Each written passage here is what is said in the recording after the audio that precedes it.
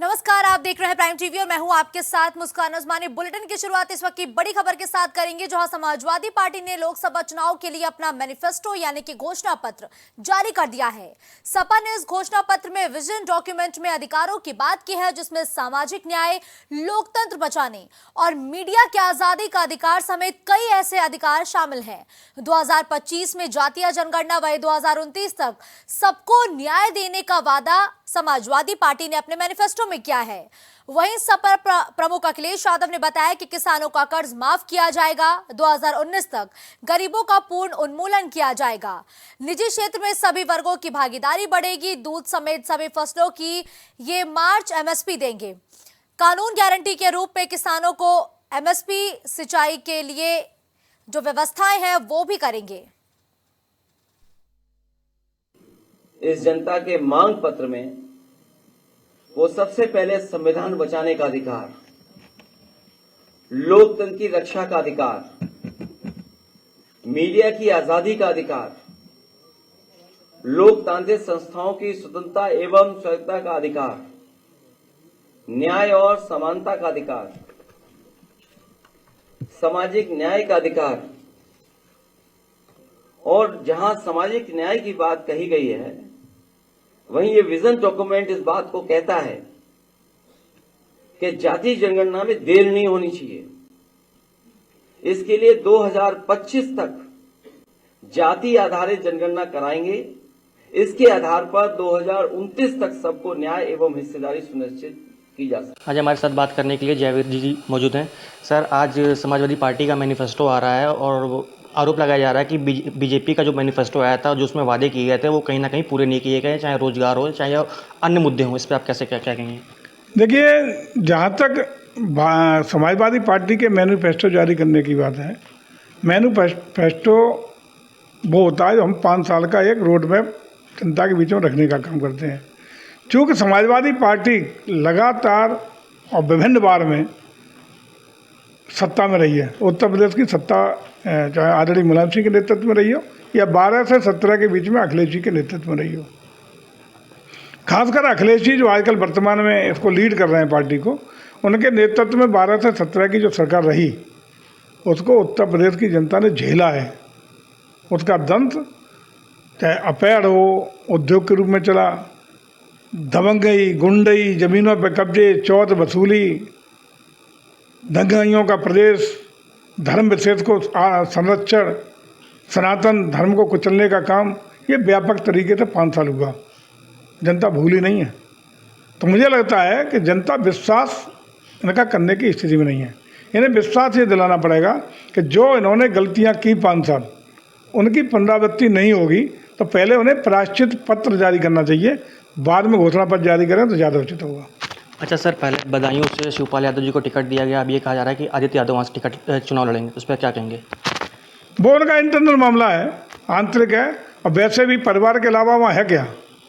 परिवारवादी party परिवार के अलावा किसकी चिंता करेगी? पूरे प्रदेश में जितना टिकट इन्होंने दिया यादवों को, उसमें सब परिवार को दे दिए हैं। मुझे लगता है कि अगर ये दे सकते होते, कुत्ता बिल्ली बंदर को भी टिकट सब सैफई वाले को तो बांट दिए होते। वो तो अच्छा है। भारत के संविधान में डॉक्टर BR अम्बेडकर साहब को धन्यवाद देते हैं कि उन्होंने ऐसी व्यवस्था नहीं दी, अन्यथा पालतू कुलते हुए जानवरों को भी टिकट सैफई वालों को ये दे देते। यादवों में अगर कहीं था तो यादव बहुत सारे प्रबुद्ध या अन्य लोग पूरे प्रदेश में यादव हैं। क्या इन्हें एक भी यादव नेता या एक भी राजनीतिक व्यक्ति यादव समाज में भी नहीं मिला जो इस योग्य होता है कि उसे लोकसभा का चुनाव दे देते? सब तो परिवार को दे दिया। तो इसलिए परिवार तक सीमित है इनका सोच, इनकी कार्यशैली, सारा सब कुछ इनका परिवार और परिवार की भलाई के लिए वहीं तक सिमट के रह गया है। और इसी कारणों से जनता इन पर विश्वास नहीं कर रही है और न करेगी। अच्छा सर, आज योगी आदित्यनाथ जी मेरठ जाएंगे। जो राजपूत समाज है उनको मनाने के लिए ऐसा कहा जा रहा है कि राजपूत समाज बीजेपी से नाराज़ दिख रहा है, इस पर आप क्या कहेंगे? कोई नाराज़गी नहीं है। नाराज़ वो होता है, अब हमारा आपका कोई सरोकार संबंध न हो तो क्यों खुशी और नाराज़गी व्यक्त करें? जहाँ आत्मीय भाव होता है, जहाँ अपनापन होता है, जहाँ अधिकार एक दूसरे समझते हैं, तो गुस्सा का इजहार भी मित्रता का इजहार करते हैं। क्योंकि क्षत्रिय समाज एकजुटता के साथ, पूरी ताकत के साथ भारतीय जनता पार्टी के साथ खड़ा रहा है और खड़ा है, वो खड़ा रहेगा। तो स्वाभाविक है कि किन्हीं मुद्दों को, स्थानीय मुद्दों को लेके या अन्य छोटे मोटी बातों को लेकर के वो चूंकि वो जानता है कि भारतीय जनता पार्टी हमारी है, हमारा इस पर अधिकार है, तो अधिकार पूर्ण तरीके से अपनी नाराज़गी किसी मुद्दों को लेकर रहती है, उसको हम लोग दूर करते हैं और दूर करेंगे। वो हमारा है, हमारा परिवार है, उस परिवार के साथ अगर कहीं कोई नाराज़गी मिल बैठ के ठीक करेंगे।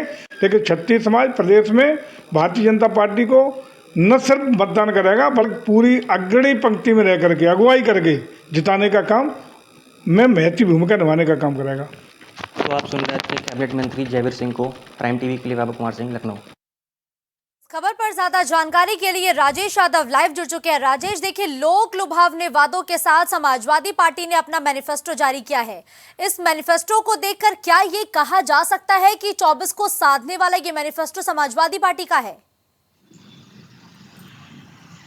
बिल्कुल मुस्कान कर बात किया समाजवादी पार्टी ने आज अपना मैनिफेस्टो जारी किया है और उस मैनिफेस्टो का नाम है जनता की मांग का पत्र, हमारा अधिकार।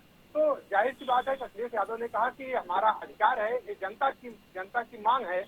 जो हमने मैनिफेस्टो आज समाजवादी पार्टी मैनिफेस्टो जारी कर रही है, ये जनता की मांग पत्र है। तो जाहिर सी बात है कि जनता मांगती है, जनता मांग कर रही है सरकार से कि संविधान बताने का है। संविधान बताने के अलावा हमारे देश में, प्रदेश में जो बेरोजगारी बढ़ती जा रही है, महिलाओं के प्रति जीरो टॉलरेंस की जो नीति थी, उसके खिलाफ अगर बात की जाए तो कम से कम 30 बिंदु ऐसे हैं जो समाजवादी पार्टी के मैनिफेस्टो में मौजूद हैं कि जिसके आधार पर समाजवादी पार्टी 2024 के रण में इसमें कूद गई है। जी बिल्कुल राजेश, देखिए, अब चुनावी माहौल और ज्यादा गर्म हो गया है। जहां एक तरफ कांग्रेस के मैनिफेस्टो पर सियासत लगातार जारी है, इसी बीच समाजवादी पार्टी का मैनिफेस्टो सामने आ चुका है। बड़े बड़े वादे किए गए हैं जनता से, महिलाओं से, लेकिन क्या समाजवादी पार्टी के मैनिफेस्टो पर भी सियासत शुरू हो चुकी है अब? बिल्कुल मुस्कान, अगर बात करें समाजवादी पार्टी के मैनिफेस्टो पर सियासत, तो बिल्कुल जाहिर सी बात है, चाहे समाजवादी पार्टी हो, चाहे कांग्रेस हो, चाहे बीजेपी हो, चाहे बीएसपी हो, जो भी पार्टी अपना मैनिफेस्टो जारी करती है, तो जाहिर सी बात है, चाहे विपक्षी पार्टी हो, चाहे सरकार की पार्टी हो, तो एक दूसरे पे कटाक्ष करते हैं। तो लेकिन अगर समाजवादी पार्टी के मैनिफेस्टो की बात की जाए तो समाजवादी पार्टी के मैनिफेस्टो में सबसे पहला है कि संविधान बताने का पहला पॉइंट है, संविधान बताने के लिए। दूसरी चीज है कि उसके साथ में महिलाओं की सुरक्षा को लेकर। तीसरी चीज है कि नौजवानों को रोजगार के लेकर। उसके बाद है किसानों को एमएसपी पे लेकर। तो इस तरह से बहुत सारे पॉइंट्स ऐसे हैं जो समाजवादी पार्टी के मैनिफेस्टो में है। लेकिन ये समाजवादी पार्टी का मैनिफेस्टो जो है 2024 के लोकसभा के चुनाव में कितना कारगर साबित होगा, ये तो अभी आने वाला समय बताएगा। अभी चुनाव सामने है, चुनाव में दूध का दूध पानी का पानी हो जाएगा कि। लेकिन राजेश, क्या ये मैनिफेस्टो एक बड़े वर्ग को साध सकता है क्या? क्योंकि अखिलेश यादव पीडीए की बात करते हैं, एमवाई समीकरणों को साध के हमेशा समाजवादी पार्टी चलती है, लेकिन अब क्या इस मैनिफेस्टो के जरिए एक बड़ा तबका अखिलेश यादव के साथ आ सकता है? बिल्कुल मुस्कान, अगर बात करें समाजवादी पार्टी के साथ जो जनता है, जनता को आने के लिए, तो बिल्कुल बात सही है कि जिस तरीके का समाजवादी पार्टी ने मैनिफेस्टो अपना आज जारी किया है, लॉन्च किया है समाजवादी पार्टी कार्यालय से, तो जाहिर सी बात है कि उनके समाजवादी पार्टी के मैनिफेस्टो में वो सारी चीजें हैं जो जनता की मूलभूत सुविधाओं को लेकर होती हैं। तो जाहिर सी बात है कि जनता अगर उन मैनिफेस्टो की बातों पर अगर जनता आती है, जनता देखती है कि समाजवादी पार्टी ने जो मैनिफेस्टो जारी किया है, अगर सरकार इंडिया गठबंधन की बनती है तो हम ये सारी चीजें जनता के लिए उपलब्ध कराएंगे। तो जाहिर सी बात है, अगर जनता इन मैनिफेस्टो पर अगर आती है, मैनिफेस्टो को देखकर अगर चुनाव करती है, वोटिंग करती है, तो जाहिर सी बात है कि बड़ा तबका जो है अखिलेश यादव साथ आ सकता है। बिल्कुल राजेश, देखिए, ये थोड़ा एनालिटिकल सवाल होगा, शायद इसका एनालिसिस करने के लिए आपको वक्त बहुत कम मिला होगा, लेकिन ये सवाल का जवाब मैं आपसे जानना चाहूंगी कि देखिए, अब तो समाजवादी पार्टी और कांग्रेस ये दोनों इंडिया अलायंस का हिस्सा हैं। कांग्रेस का मैनिफेस्टो आ चुका है जिसमें कांग्रेस ने भी तमाम कई बड़े वादे और बातें कही हैं जनता को साधने के लिए। आज समाजवादी पार्टी का मैनिफेस्टो सामने आया, तो इन दोनों के ही अगर हम मैनिफेस्टो को कंपेयर करें तो किसका घोषणा पत्र ज्यादा वजनी नजर आ रहा है? देखिए मुस्कान, अगर हम बात करें, बिल्कुल आपने सही कहा कि टेक्निकल बात है, लेकिन एक चीज आपको साफ साफ बता दें कि समाजवादी पार्टी का मैनिफेस्टो वो यूपी लेवल का है और कांग्रेस का जो मैनिफेस्टो है वो इंडिया गठबंधन का वो सेंट्रल लेवल का है, मतलब केंद्र लेवल का है। क्योंकि कांग्रेस ने जो मैनिफेस्टो जारी किया है उसमें सबसे बड़ी चीज है कि गरीब महिलाओं को 1 लाख रुपए सालाना देने का वादा किया है। उसके साथ साथ में किसान कर्ज माफी बहुत बड़ा मुद्दा है किसानों का। अच्छा, उसके अलावा अगर हम बात करें उत्तर प्रदेश में समाजवादी पार्टी की, तो समाजवादी पार्टी ने जो मैनिफेस्टो अपना जारी किया उसमें सबसे मेन पॉइंट समाजवादी पार्टी के मैनिफेस्टो में है कि उत्तर प्रदेश के नौजवानों के लिए रोजगार की बात है। अच्छा, दूसरी चीजें है कि उत्तर प्रदेश के किसानों की एमएसपी की बात है। तीसरी चीजें है कि उत्तर प्रदेश के लोगों के लिए संविधान बचाने की बात। तो बिल्कुल ठीक है, धन्यवाद राजेश इस खबर पर हमारे साथ जुड़ने के लिए।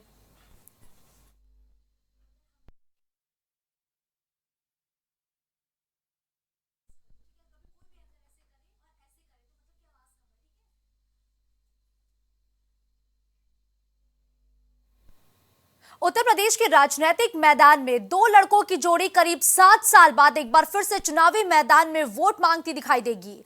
यूपी में समाजवादी पार्टी और कांग्रेस की साझा रैलियां जल्द शुरू हो सकती है, जिसके लिए तैयारियां शुरू हो चुकी है। प्रत्याशियों की तरफ से आई मांग के मुताबिक रैलियां, स्थानों और तारीखों का प्रस्ताव कांग्रेस ने सपा को भेजा है। सपा नेतृत्व तारीखों का अपने कार्यक्रम के मुताबिक आकलन करके हरी झंडी देगा, जिसके बाद अखिलेश यादव, राहुल गांधी, प्रियंका गांधी के साथ ही सोनिया गांधी जैसे तमाम बड़े नेताओं की संयुक्त रैलियां एक साथ यूपी में हो सकती हैं। आपको बता दें कि लोकसभा चुनाव 2017 के दौरान अखिलेश यादव और राहुल गांधी की जोड़ी ने चुनावी मैदान में काफी सुर्खियां भी बटोरी थी। हालांकि चुनावी मैदान में ये गठजोड़ सफल नहीं हो पाया था और एक बार फिर नए सिरे से गठबंधन को जमीन पर उतारने की कोशिश दोनों नेताओं और पार्टियों की तरफ से की जा रही है। ऐसे में बड़ा सवाल उठता है कि यूपी के लड़के कोई बड़ा सियासी उलटफेर कर पाएंगे या फिर 2017 की तरह ये गठबंधन फेल होता नजर आएगा। फिलहाल इस सवाल का जवाब जनता पर छोड़ते हैं, क्योंकि जनता को यह मौका मिला है तो ये जनता ही तय करे कि उन्हें किसके पक्ष में वोट देना है और कौन उनके विकास को सर्वोपरि रखता है। लेकिन अब यूपी में एक बार फिर से संयुक्त रूप से इंडिया अलायंस गठबंधन के साथ जोर शोर से चुनावी मैदान में रैलियां करता हुआ नजर आने वाला है। इस खबर पर ज्यादा जानकारी के साथ अभिनव लाइव जुड़ चुके हैं। अभिनव, देखिए, अब एक साथ संयुक्त रूप से समाजवादी पार्टी और कांग्रेस चुनावी मैदान में रैलियां करती हुई नजर आएगी, लेकिन सवाल अभी भी बरकरार है, आखिर ये रैलियां कब होंगी? जी मुस्कान, बिल्कुल देखिए, समाजवादी पार्टी और कांग्रेस अब एक साथ जो है उत्तर प्रदेश में रैली करती हुई नजर आएगी। कल ईद है, ईद के बाद किसी भी दिन पश्चिमी यूपी में एक बड़ी रैली जो इंडिया अलायंस है वो कर सकता है। इस रैली में समाजवादी पार्टी के राष्ट्रीय अध्यक्ष अखिलेश यादव, कांग्रेस के सीनियर लीडर मल्लिकार्जुन खड़गे, राहुल गांधी, प्रियंका गांधी समेत अन्य जो नेता हैं वो शामिल हो सकते हैं। आपको बता दें कि लंबे समय से इस बड़ी रैली की लगातार अटकलें हैं। पहले जो तारीख आई थी उसके मुताबिक 13 तारीख को जो है वो बड़ी रैली होनी थी विपक्ष की, लेकिन अब ये तारीख और आगे बढ़ सकती है। ऐसा माना जा रहा है कि 15 अप्रैल तक समाजवादी पार्टी और कांग्रेस एक साथ मिलकर पश्चिमी यूपी में एक बड़ी रैली को संबोधित कर सकती है। बिल्कुल, देखिए अभिनव, 15 अप्रैल तक रैलियां हो सकती हैं, लेकिन आखिर अभी तक रैलियां क्यों नहीं हो पा रही है? ये जो पेच है ये कहां फंस रहा है? जी बिल्कुल, देखिए, पार्टियों को रैली करने से पहले अपने प्रत्याशी तय करने बहुत आवश्यक होते हैं और समाजवादी पार्टी के सामने अभी कई जगहों पर प्रत्याशियों को घोषित करने की लगातार एक चुनौती बनी है। अक्सर पार्टियां जब सभी जगह प्रत्याशी फाइनल कर लेती हैं उसके बाद ही चुनावी मैदान में उतरती हैं और बहुत ही कम ऐसा देखा जाता है कि कहीं भी प्रत्याशी बदलने होते हैं या घोषित करने बाकी रह जाते हैं तब वो मैदान में जाती हैं। तो वहीं अब लगभग समाजवादी पार्टी और कांग्रेस दोनों ने अपने प्रत्याशी लगभग सभी सीटों पे फाइनल कर दिए हैं और ऐसा माना जा रहा है कि 15 अप्रैल तक पश्चिमी यूपी में एक बड़ी रैली जो है वो देखी जा सकती है। यह रैली पीलीभीत, मुजफ्फरनगर या सहारनपुर जिले में हो सकती है, जिसमें समाजवादी पार्टी से अखिलेश यादव समेत बड़े नेता शामिल होंगे। इसके अलावा कांग्रेस की बात करें तो उससे राहुल गांधी, प्रियंका गांधी और जो कांग्रेस के अध्यक्ष हैं मल्लिकार्जुन खड़गे वो भी इस रैली में शामिल हो सकते हैं। ऐसे में देखने लायक बात यह रहेगी कि किस प्रकार से समाजवादी पार्टी और कांग्रेस उत्तर प्रदेश में एक साथ संयुक्त रैली करती है और जनता में इसका कैसे मैसेज आता है, जनता इसको कैसे लेती है, किस प्रकार से जनता में पॉजिटिव मैसेज आता है, क्योंकि लोकसभा चुनाव एकदम सामने है। 19 अप्रैल को जो है पहले चढ़ का मतदान है, उससे पहले अब तक विपक्ष ने कहीं भी चुनाव प्रचार नहीं किया है। वहीं दूसरी ओर अगर हम एनडीए की बात करें, भाजपा की बात करें तो उसके तमाम नेता लगातार चुनावी मैदान में है। प्रधानमंत्री ने 10 दिन के भीतर 3 रैलियां उत्तर प्रदेश में की, गृह मंत्री, रक्षा मंत्री लगातार उत्तर प्रदेश में सक्रिय नजर आ रहे हैं। इसके अलावा मुख्यमंत्री और दोनों डिप्टी सीएम भी उत्तर प्रदेश में चुनावी डेरा डाले हुए हैं पश्चिम यूपी में, लेकिन विपक्ष अब तक नदारद है। तो ऐसे में विपक्ष के लिए एक बड़ा सवाल है कि विपक्ष ग्राउंड में नहीं है तो विपक्ष कहाँ चला गया। और ये तो एकदम चुनाव का समय है, पीक समय है, विपक्ष के सामने चुनौतियां हैं किस प्रकार से वो भारतीय जनता पार्टी से इस दौरान कड़ा मुकाबला करे। और चुनाव प्रचार बिल्कुल से काफी अभिनव, माहौल कड़ा बनता है। मुकाबला करने का ये मौका है क्योंकि प्रधानमंत्री नरेंद्र मोदी भी एक बार इन दोनों ही नेताओं पर हमलावर नजर आए। उन्होंने सहारनपुर की रैली के दौरान ये तक कह दिया कि दोनों ही लड़कों की पिक्चर फ्लॉप होने वाली है, लेकिन उसके बावजूद अभी तक आखिर तारीखों का ऐलान नहीं हुआ। क्या विपक्षी दल यूपी की अहमियत को समझ नहीं पा रहे हैं क्या? जी बिल्कुल, देखिए उत्तर प्रदेश तो महत्वपूर्ण राज्य है। लोकसभा चुनाव को लेके ये सभी पार्टियां जान रही हैं, लेकिन आज समाजवादी पार्टी के राष्ट्रीय अध्यक्ष अखिलेश यादव ने भी प्रेस कॉन्फ्रेंस में एक बात कही कि हम जल्द ही इस पे विचार करेंगे। जब उनसे पत्रकारों ने सवाल किया कि अब तक जो समाजवादी पार्टी है या इंडिया अलायंस है वो जमीन पे क्यों नहीं देख रहा जा रहा है, प्रचार क्यों नहीं कर रहा है, तो इस पे अखिलेश यादव ने जवाब देते हुए कहा कि हम बहुत जल्द जो है वो चुनावी मैदान में आपको नजर आएंगे। तो ऐसे कयास लगाए जा रहे हैं कि कल ईद है, ईद के बाद किसी भी दिन विपक्षी जो गठबंधन है वो एक बड़ी रैली कर सकता है। समाजवादी पार्टी ने इसकी पहले भी हिंट दिए हैं कि हम शुभ दिनों में काम करेंगे, और कल से नवरात्र भी शुरू हो चुकी है। तो कहीं ना कहीं सभी चीजों को ध्यान में रखते हुए अब समाजवादी पार्टी और कांग्रेस जो है वो ग्राउंड में उतरने जा रही है, और देखने वाली बात होगी कि कितना इनको इस बार सफलता मिलती है, क्योंकि इसके पहले भी एक बार समाजवादी पार्टी और कांग्रेस का अलायंस हो चुका है उत्तर प्रदेश में। यूपी के दो लड़कों का जो साथ कहा जा रहा है, ये 2017 विधानसभा चुनाव में भी देखा गया था, लेकिन उस समय जो कह सकते हैं काफी सफलता हाथ नहीं लगी थी समाजवादी पार्टी को और कांग्रेस को। ऐसे में अब समाजवादी पार्टी और कांग्रेस इस बार क्या कुछ कर पाएगी, क्योंकि यह लोकसभा चुनाव है, वह विधानसभा चुनाव था। 2017 से लेकर 2024 तक तमाम समीकरण बदल चुके हैं। तो ऐसे में लगातार आपने ठीक कहा कि 2017 में ये जोड़ी कमाल नहीं कर पाई, लेकिन वो विधानसभा चुनाव था, इस बार लोकसभा चुनाव है, इस बार देखना दिलचस्प होगा। लेकिन देखिए अभिनव, दोनों ही पार्टियों की तरफ से दमदार मैनिफेस्टो जारी किया गया है ताकि ज्यादा से ज्यादा बड़े वर्ग की जनता को साधा जा सके। अब जब ये दोनों ही पार्टियों के दिग्गज नेता जमीनी मैदान पर सक्रिय होंगे, रैलियां करेंगे, तो इनका घोषणा पत्र क्या कोई बड़ा मैजिक कर सकता है? जी बिल्कुल, देखिए घोषणा पत्र दोनों ही पार्टियों ने जारी किया। कुछ दिन पहले जो कांग्रेस है उसने अपना घोषणा पत्र जारी किया था, जिस दौरान राहुल, प्रियंका और खड़गे, सोनिया गांधी समेत तमाम उसके लीडर मौजूद थे। वहीं आज समाजवादी पार्टी ने लखनऊ स्थित सपा कार्यालय पे अखिलेश यादव ने इसको जारी किया। इसको जनता की मांग पत्र का नाम दिया गया है। कांग्रेस ने उसको न्याय पत्र का नाम दिया था। कांग्रेस ने उसमें 5 न्याय और 25 गारंटियों की बात कही, तो वहीं समाजवादी पार्टी इस बार फिर से उन्हीं मुद्दों को लेकर आगे बढ़ रही जिसको 22 चुनाव में लेके गई थी। चाहे हम पुरानी पेंशन का बात करें, समाजवादी पार्टी जो है अपने घोषणा पत्र के जरिए तमाम वर्ग को साधने का काम कर रही। समाजवादी पार्टी ने आटा और डाटा दोनों की बात कही है। आटा जो है वो ग्रामीण क्षेत्रों से जुड़ा हुआ है, ग्रामीण क्षेत्र में जो गरीब लोग हैं उनको आटा देने की बात कही है। वहीं शहरी लोगों को भी समाजवादी पार्टी ने जोड़ने का प्रयास किया है। डाटा जो मोबाइल यूज किया जाता है, लगातार लोगों को नेट रिचार्ज होता है, तो समाजवादी पार्टी इसके लिए भी एक स्कीम लेके आने वाली है। इसके अलावा पुरानी पेंशन को समाजवादी पार्टी ने मुद्दा बनाया, किसानों की एमएसपी को मुद्दा बनाया, और मीडिया जो फ्रीडम को लेकर समाजवादी पार्टी ने बातें की। तो ऐसी तमाम बातें समाजवादी पार्टी ने पहले भी अपने 22 वाले घोषणा पत्र में की थी। उससे मिलता जुलता समाजवादी पार्टी का यह 24 का घोषणा पत्र भी है। हालांकि इसमें कई चीजें समाजवादी पार्टी ने धन्यवाद इस खबर पर हमारे साथ जुड़ने के लिए।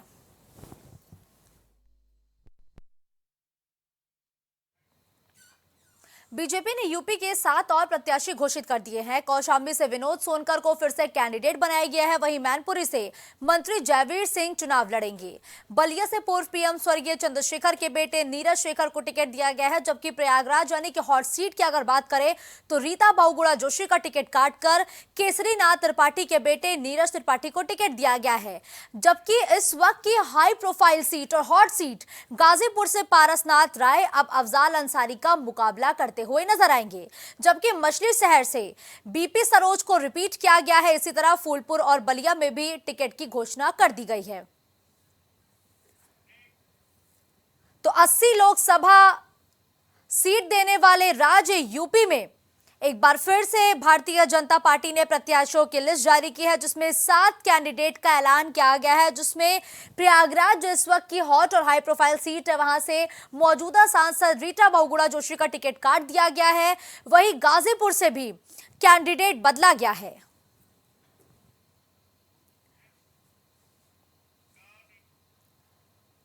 दिल्ली में भाजपा के नेताओं और कार्यकर्ताओं ने दिल्ली के सीएम अरविंद केजरीवाल के इस्तीफे की मांग को लेकर जबरदस्त विरोध प्रदर्शन किया। जहां भाजपा कार्यकर्ताओं ने आम आदमी पार्टी के कार्यालय के बाहर नारेबाजी की, वहीं पुलिस ने उन्हें तितर-बितर करने के लिए पानी की बौछार का इस्तेमाल भी किया है। बताया जा रहा है कि इस दौरान भाजपा प्रदेश अध्यक्ष वीरेंद्र सचदेवा को चोट भी लग गई, जबकि भाजपा नेताओं और कार्यकर्ताओं को पुलिस ने हिरासत में ले लिया है। इससे पहले उच्च न्यायालय ने मंगलवार को अरविंद केजरीवाल की दिल्ली आबकारी नीति मामले में प्रवर्तन निदेशालय यानी ईडी ने उनकी गिरफ्तारी को चुनौती देने वाली याचिका को खारिज कर दिया था, जिसके बाद केजरीवाल ने सुप्रीम कोर्ट का दरवाजा खटखटाया है।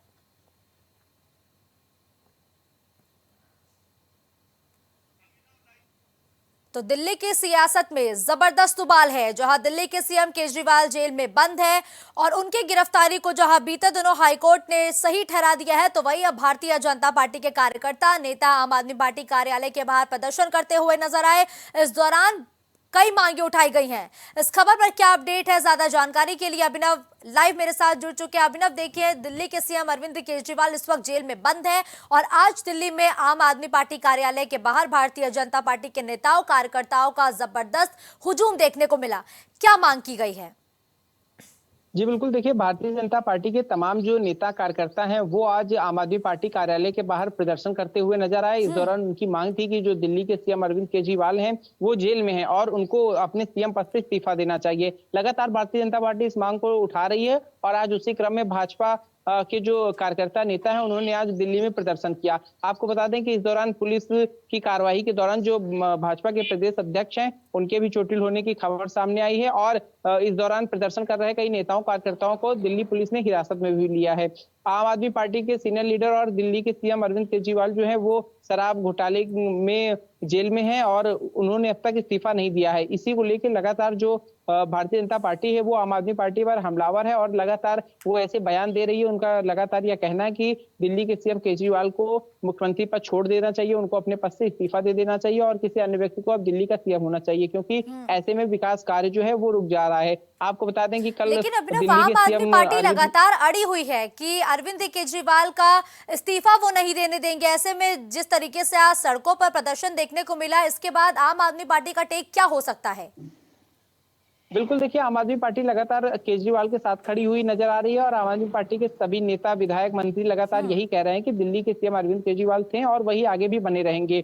और अरविंद केजरीवाल के लिए ऐसा बताया जा रहा है कि एक अभियान भी आम आदमी पार्टी के नेताओं ने चलाया था, जिसमें दिल्ली की पब्लिक से ये पूछा गया था कि अगर अरविंद केजरीवाल को जेल भेजा जाए तो अगला सीएम कौन होगा, जिसमें अधिकांश पब्लिक ने जो है अरविंद केजरीवाल को ही सीएम बनाए रखने की बात कही है। ऐसा आम आदमी पार्टी दावा कर रही है कि उसने ऐसा एक सर्वे कराया है। हालांकि इसमें कितनी सत्यता है ये आम आदमी पार्टी के लोग ही जाने। और वहीं भाजपा जो है वो लगातार इस पे हमलावर है। भाजपा का कहना है कि सीएम केजरीवाल अगर जेल गए हैं तो उनको नैतिकता के आधार पर इस्तीफा देना चाहिए। देश में ऐसा कभी नहीं हुआ कि कोई सीएम जेल जाए और जेल से सरकार चले। और सीएम कई जेल जरूर गए हैं, लेकिन उन्होंने जेल जाने से पहले राज्यपाल को अपना इस्तीफा सौंप दिया है या अपने किसी परिवारजन या अपने किसी पार्टी के अन्य नेता को सत्ता सौंप दी है। लेकिन अरविंद केजरीवाल का मसला पूरी तरीके से अलग है। वो अब तक इस्तीफा नहीं दे रहे हैं। कल उन्होंने एक याचिका लगाई थी जिसमें ईडी द्वारा जो गिरफ्तारी की गई थी उसको चैलेंज किया गया था। दिल्ली हाईकोर्ट ने वह याचिका भी खारिज कर दी और अरविंद केजरीवाल की जो गिरफ्तारी है उसको कानूनन सही बताया है।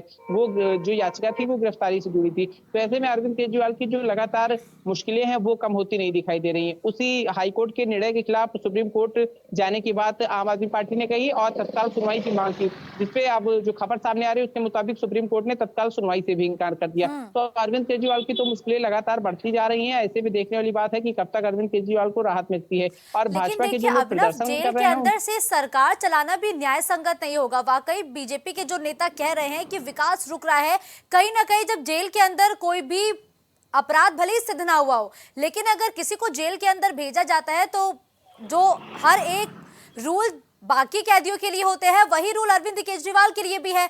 ऐसे में अगर दिल्ली का विकास रुक रहा है तो वो इस्तीफा देने से कतरा क्यों रहे? क्योंकि आम आदमी पार्टी और सीएम केजरीवाल खुद कहते हैं कि उनका जो फोकस है वो सिर्फ दिल्ली के विकास पर है। अगर ऐसे में विकास पर असर पड़ रहा है तो केजरीवाल आखिर इस्तीफा देने से पीछे क्यों हट रहे हैं?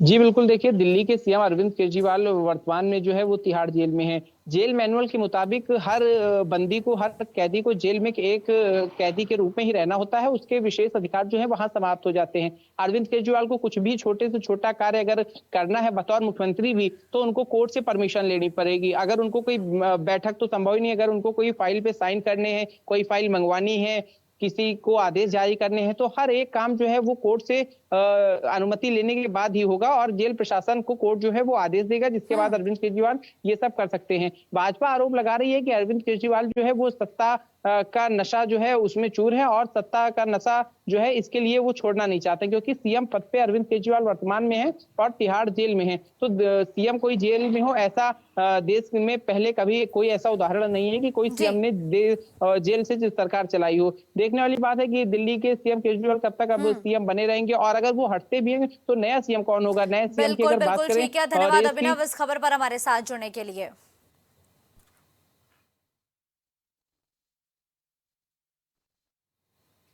खबरों का सिलसिला यूं ही जारी रहेगा। देश और दुनिया की बड़ी खबरों के लिए आप देखते रहिए प्राइम टीवी। कुछ भाव पुष्प। आप देख रहे हैं प्राइम टीवी, सच साहस सरोकार। प्रॉब्लम्स थी जो मेरे को स्टेप्स चढ़ते हुए प्रॉब्लम थी, वो अब I think so 70% is improved. ठीक है, मेरे को एंकल में प्रॉब्लम थी एंड मेरे को नसेस मसल्स प्रॉब्लम थी, जो मसल्स में काफ़ी पेन रहती है, जो अब की इस टाइम पर एक बार मैंने लिया, मैं लास्ट टाइम आया था, उसके बाद मैं अब दोबारा आया हूँ, तो ऐसे 70% इज इम्प्रूव्ड, जो कि डॉक्टर नहीं कर सका। मैंने हाँ, मतलब मैं गंगा राम के हॉस्पिटल के डॉक्टर से तकरीबन 2 साल तक ये ट्रीटमेंट करा था, कि उनको समझ ही नहीं आया ये प्रॉब्लम क्या है। दैट इज अब बेटर है।